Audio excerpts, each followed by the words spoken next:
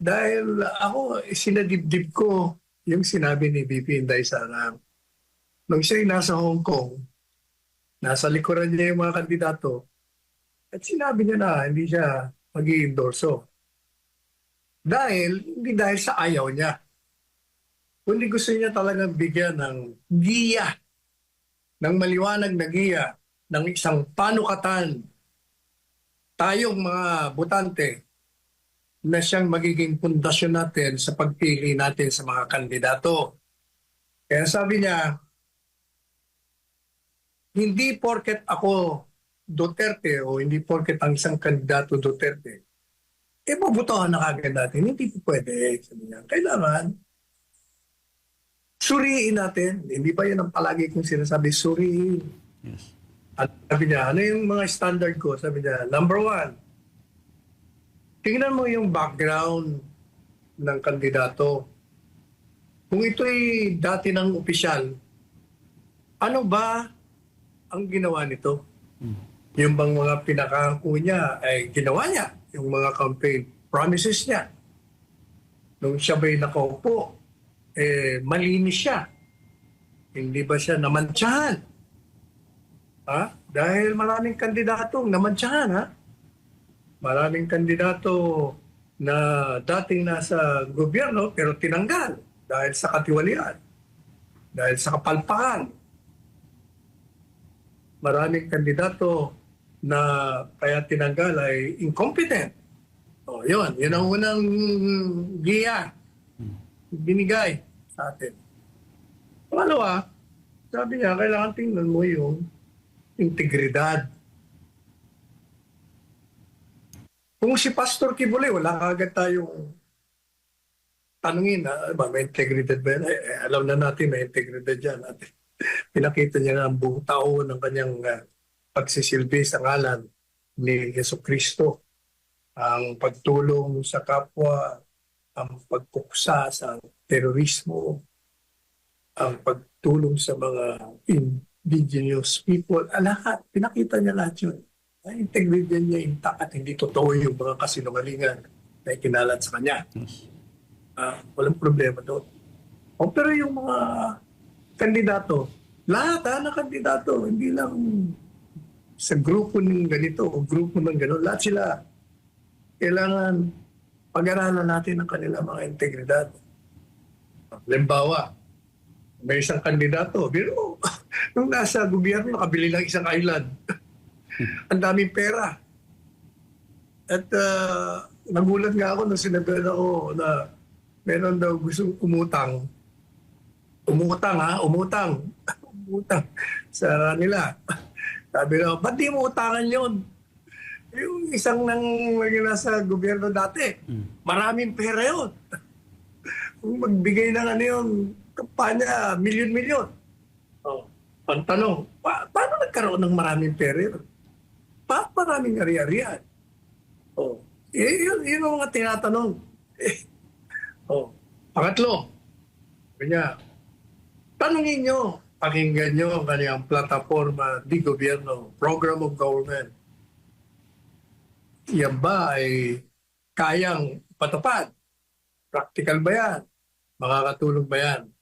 O madaling sabi, habang in-endorse po, dapat kaibigan niya, hindi ibig sabihin tayo'y bulag na basta boboto kagaya ng isang abogado. Tayo ay may mga pinag-aralan, tayo ay alam natin sa pamamagitan ng pagtatanong, pagre-research, pagbabalik sa kasaysayan ng mga taong kandidatong ito. Hindi po ba? Tingnan natin. Halimbawa, meron pa ako mga paglalarawan ng anong uring mga kandidato ito. Mga dating senador yan, ha? At may mga senador na na tumatakbo. Kung maglarawan sila sa kanilang mga sarili, sila daw ay naninindigan. Kalaban nila ang mga illegal, irregular, lahat ng bagay na mali. Pero tingnan niyo, tahimik po sila.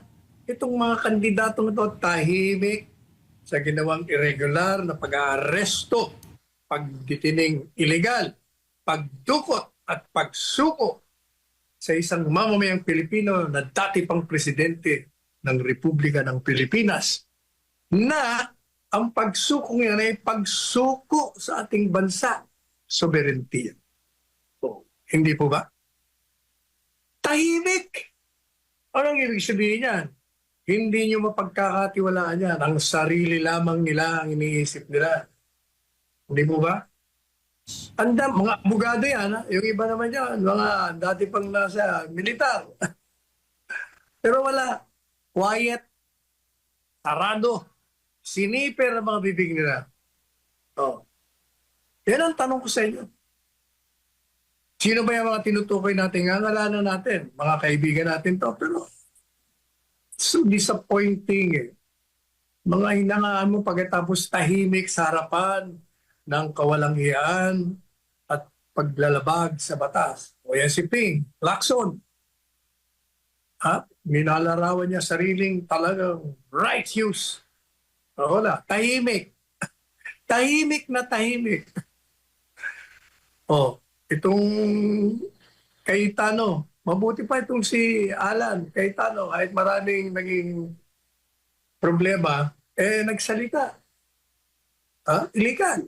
Pero yung kapatid niya na tumatakbo, tahimik. Bakit? Dahil ba nandiyan ka sa kabila? Mali yun.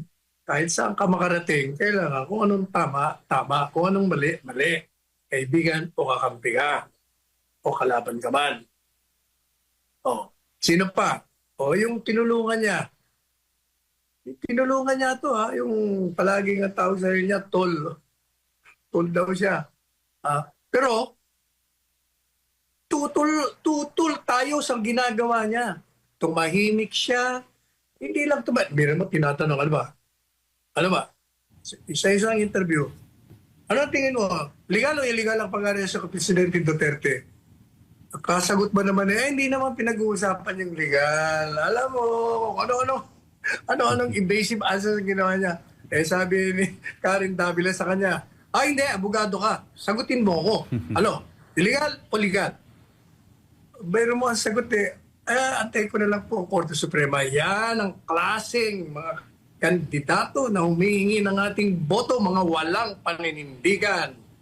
Hindi po ba? Marami pong ganyan. Marami dyan na nagsisip-sip. On both sides. Ha? Pero kung titingnan mo yung mga record nila, paano nyo ipaliliwanag ang kayamanan ninyo? Na ordinary lang kayo mga opisyalis ng gobyerno, ngayon ay limpak-limpak ang mga pera ninyo. Yan po ang mga katanungan dyan. Yung mga pinagkagagawa nyo. Hindi po ba? Kaya whether you were endorsed by one who influences people or not, pag-aralan po natin.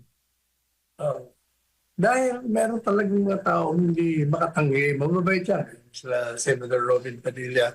Kasi alam nila na kahit in-endorse ko yan, kung sa tingin niya naman talagang hindi dapat butuhan yan, hindi bubutuhan yan.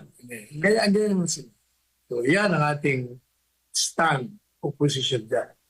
Kaya basta ako, hindi ko bubutuhan niya si Ailey. At saka lahat ng mga kandidato ayaw ko at sinuri ko na. Tinimbang ko na sila eh. Hindi lamang kulang, kundi mukhang wala. Bokya eh. Ayan po nga.